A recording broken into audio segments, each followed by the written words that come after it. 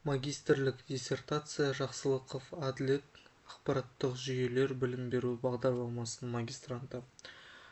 Магистрлік диссертацияның тақырыбы мұнай өндіру цехының технологиялық процесін басқару автоматтандырылған жүйесін зерттеу. Біздің диссертацияны жұмысқа сәйкес веб-қосымша әзірленген болатын. Веб-қосымшаның кіру процедурасы осындай ретпен жасалынады. Яғни бізде веб-жүйеге кіру үшін логин пароль қорғаныс жүйесімен қорғалған, яғни логин пароль негізінде кіреді. Егер де бізде парольді ұмытқан жағдайда администратордың логин енгізу барысында авторизация, яғни жұмыскерлерді тіркеу барысында электронный почта енгізілуі тиіс.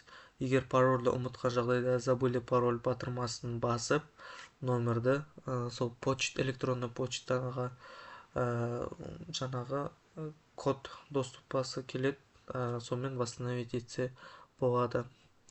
Егер парольді білетін болса, бірден кіре алады. Және де біздің диссертациялық тақырыпқа сәйкес, жұмысқа сәйкес бізде 4 негізгі параметр бар. Бұларды параметрлер енгізудің 2 түрі болады. Біріншісі қолмен енгізу, яғни қолмен енгізілген деректер, және де уақыт алмас үшін бізде OCR жүйесі арқылы документ ішінен, яғни аппараттан алынған документ ішінен өзі керек данныйларды сканерлеп, өзі енгізе алатын жүйе жасалған.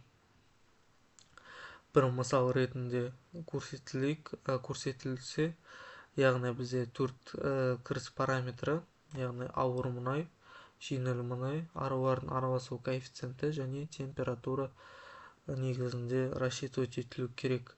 Мынау бізде жасанды нейрондық желі негізінде болжалған тұтқырлық мәні.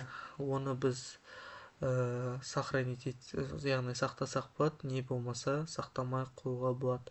Егер сақталған жағдайда бізде данный базада сақталынады, оны сортировать етуге болады, коэффициенті бойынша, араласу вязкостьтің өсуі бойынша, және де температураның өсуі бойынша. Не болмаса осы деректер сақталған кездің датасы арқылы да енгізсек болады. Қазір біз температураның өсу реті бойынша сортировка жасап көрейік. Жаңа 50 градус көрсетсе, қазір 20 градус бізде көрсетіліп отыр. Бізде жаңағы оқылатын PDF-міздің түрі келесі түрде сипаттауға болады.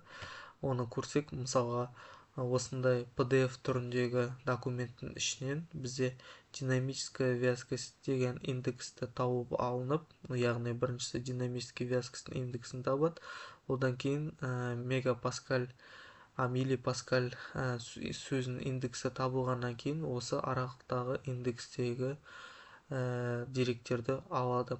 Температура ячейка деді, оны автомат түрде енгізуді осындай логикамен жасалынады. Қысқаша айтатын болсақ осылай.